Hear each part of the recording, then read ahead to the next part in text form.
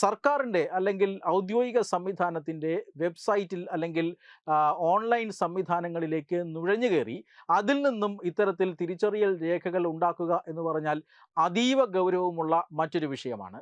അത്തരത്തിൽ ഒരു കുറ്റകൃത്യമാണ് തിരുവനന്തപുരത്ത് നടന്നു എന്ന രീതിയിലുള്ള റിപ്പോർട്ടുകൾ വരുന്നത്. അതായത് തിരുവനന്തപുരത്തെ സിറ്റി റേഷനിംഗ് ഓഫീസ് സൗത്ത്, വഞ്ചിയൂരിൽ പ്രവർത്തിക്കുന്ന സിറ്റി റേഷനിംഗ് ഓഫീസ് സൗത്തിൽ നിന്നാണ് ഇത്തരമൊരു പരാതി രജിസ്റ്റർ ചെയ്തിരിക്കുന്നത്. ഈ പരാതിയിന്മേൽ വഞ്ചിയൂർ പോലീസ് കേസ് രജിസ്റ്റർ ചെയ്തിട്ടുണ്ട്. അതായത് ഈ സിറ്റി റേഷനിംഗ് ഓഫീസിലെ കമ്പ്യൂട്ടർ ശൃംഖലയിൽ കടന്നു കയറി കൃത്രിമം കാട്ടി വ്യാജ നിർമ്മാണം നടത്തി അനധികൃത റേഷൻ കാർഡുകൾ ഉണ്ടാക്കി സിറ്റി റേഷനിംഗ് ഓഫീസറായി ജോലി ചെയ്തു വരുന്ന ഉദ്യോഗസ്ഥരുടെ ഐഡിയും പാസ്വേഡും ഒക്കെ ഏതോ വിധത്തിൽ ഒപ്പിച്ച് സിവിൽ സപ്ലൈസ് ഡിപ്പാർട്ട്മെൻറ്റിൻ്റെ RCMS ration card management system എന്ന ഓൺലൈൻ സംവിധാനത്തിൽ നുഴഞ്ഞു കയറി ഇതിലൂടെ വ്യാജ റേഷൻ കാർഡുകൾ നിർമ്മിക്കുക.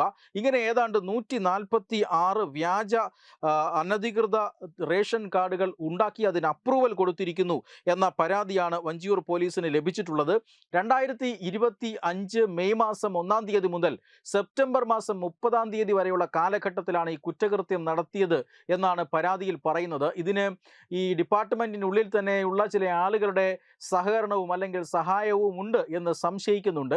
ഇതിൻ്റെ അടിസ്ഥാനത്തിലാണ് വഞ്ചിയൂർ പോലീസിന് പരാതി നൽകിയിട്ടുള്ളത്. ഈ പരാതിയിന്മേൽ FIR ഇട്ട് കേസ് എടുത്തിട്ടുണ്ട്. ഇതിൽ ഒരാൾ പിടിയിലായി എന്നും സൂചനയുണ്ട്.